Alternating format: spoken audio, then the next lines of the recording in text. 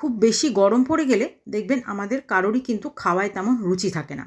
তো তখন যদি করলার এই পদটা আপনারা রান্না করে দেখেন, আশা করি আপনাদের খেতে ভালো লাগবে আর মুখে রুচিও ফিরবে। নমস্কার বন্ধুরা, রসনালয়ে আপনাদের অনেক স্বাগত। আজ আমি আপনাদের সঙ্গে শেয়ার করব করলার চচ্চড়ির রেসিপি। তো চলুন শুরু করি। তার জন্য আমি এখানে করলাগুলোকে লম্বা লম্বা করে কেটেছি, আর যে করলাগুলোতে একটু বীজ ছিল মোটা মোটা, সেই বীজগুলো কিন্তু ফেলে দিয়েছি। আর এখানে আলুগুলোকেও একটু পাতলা পাতলা করে লম্বা করে কেটেছি, বেগুনও নিয়েছি পাতলা লম্বা করে কেটে। তো এখানে আমি 3টে সবজি ব্যবহার করছি, আলু, বেগুন আর করলা। এই 3টে দিয়েই চচ্চড়িটা রান্না করব। তো প্রথমে আমি কড়াই একটু বেশি করে সর্ষের তেল দিয়ে কালো জিরে ফোড়ন দিয়ে দিলাম। এবার আমি তার মধ্যে প্রথমে করলাগুলোকে ভাজতে দেব। করলাগুলোকে বেশ একটু ভাজা হয়ে যাওয়ার পর আমি এর মধ্যে তখন আলুটা দেব। আমি কিন্তু কোনো সবজি আলাদা আলাদা করে ভেজে তুলে রাখবো না। করলাটা এখানে হালকা করে ভাজার পর আমি এর মধ্যে আলু ব্যবহার করব। আর প্রথমেই যেটা বললাম যে এই সময় এত গরম পড়ে যে খাওয়ায় কিন্তু প্রত্যেকটা মানুষেরই রুচি থাকে না। তো এই করলার এই পদটা রান্না করে খেয়ে দেখবেন মুখে রুচি ফিরবে। আর এই সময় একটু তেতো খাওয়াটাও খুব ভালো। তো করলাটা বেশ একটু লাল করে ভাজা হয়ে গেছে। এবার আমি এর মধ্যে যে পাতলা করে কাটা আলুগুলো আছে, আলুগুলো দিয়ে দেব। আলুটা দিয়ে আবারও একটু ভাজা করব। আস্তে আস্তে ভাজবো, যেন কোনোটাই কিন্তু একদম ভাজা হয়ে পুড়ে না যায়। আস্তে আস্তে হালকা হাতে কম আঁচে ভাজবো। করলাটা আর আলুটা যখন এরকম বেশ সুন্দর ভাজা হয়ে যাবে, তখন আমি এবার এর মধ্যে কেটে রাখা যে বেগুনগুলো আছে, বেগুনগুলোও দিয়ে দেব। আর বেগুন তো ভাজতে খুব বেশি সময় লাগে না, একটু অল্প ভাজা হলেই বেগুন কিন্তু নরম হয়ে যায়। তো বেগুনটা এর মধ্যে দিয়ে আমি আবারও একটু কিছুক্ষণ ভাজা ভাজা করে নেব। তো দেখলেন কোনো সবজি কিন্তু আমি আলাদা করে ভেজে ভেজে তুলে রাখিনি, বা একদম খুব বেশি তেলে ছেঁকে তুলে রাখিনি। তেলটাও পর্যাপ্ত পরিমাণে দিয়েছি, আর কম আঁচে আস্তে আস্তে সবকটা সবজি ভেজে নিচ্ছি। এরপর একটা মশলা রেডি করব।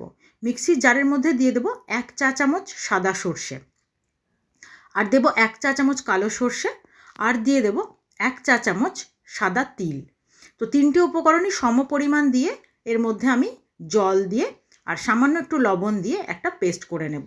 আপনারা চাইলে কিন্তু এর মধ্যে একটা কাঁচা লঙ্কা ব্যবহার করতেই পারেন, তবে করলায় ঝালটা চলে না, তাই আমি আর এর মধ্যে লঙ্কাটা দিলাম না। এবার মিক্সির জার বন্ধ করে আমি ওটাকে পেস্ট করে নেব। এদিকে করলা, আলু, বেগুন বেশ সুন্দর ভাজা হয়ে গেছে। আমি এর মধ্যে স্বাদ অনুযায়ী লবণ দিয়ে দিলাম, আর দিয়ে দেব একটু হলুদ। যতটুকু পরিমাণ প্রয়োজন হলুদ সেটুকু হলুদ দেব, আর দিয়ে দেব সামান্য একটু চিনি। রান্নায় সবসময় আমি অল্প একটু চিনি ব্যবহার করি, তাতে কিন্তু রান্নার স্বাদটা বেশ ভালো হয়। এরপর এই 3টে উপকরণ দিয়ে আবারও একটু বেশ সুন্দর করে ভাজা ভাজা করে নেব। তো দেখুন বেশ সুন্দর ভাজা হচ্ছে, আর মশলাগুলো সবজির গায়ে ভালোভাবে লেগে যাচ্ছে। তারপর ওদিকে আমার যে মশলাটা পেস্ট করতে নিয়েছি, ওই মশলাটা যখন পেস্ট হয়ে যাবে তখন ওই মশলাটা আমি এর মধ্যে ব্যবহার করব। তো এই দেখুন আমার মশলা পেস্ট রেডি হয়ে গেছে। এবার আমি ওই মশলার মধ্যে অল্প একটু জল দিয়ে তারপর এর মধ্যে ঢেলে দিলাম, আর তারপর মিক্সির বাটিতে আরও একটু জল দিয়ে যতটুকু আমার প্রয়োজন সেই জলটাও আমি এর মধ্যে দিয়ে দেব। এই সময়তেই কিন্তু যা দেওয়ার দিয়ে দিতে হবে।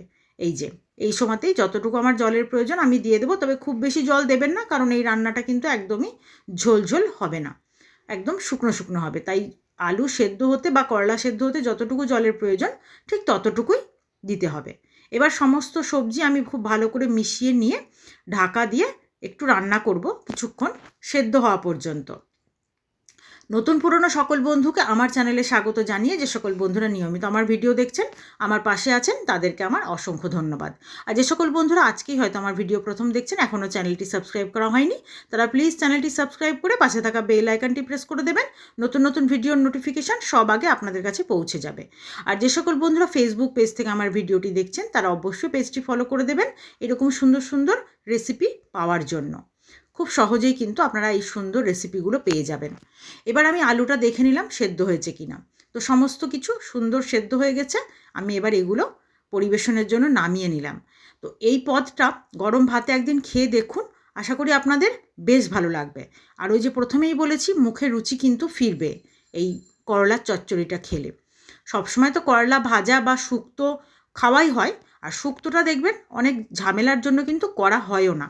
তো সেই কারণে করলার এই চচ্চড়িটা খুব সহজে করা যায়, আপনারা অবশ্যই একবার ট্রাই করুন। আর ভালো লাগলে অবশ্যই লাইক, শেয়ার ও কমেন্ট করতে ভুলবেন না।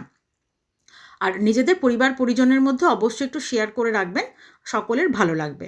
ওপর থেকে একটু কাঁচা সর্ষের তেল ছড়িয়ে গরম ভাতে পরিবেশন করুন। আজ এই পর্যন্তই, ধন্যবাদ।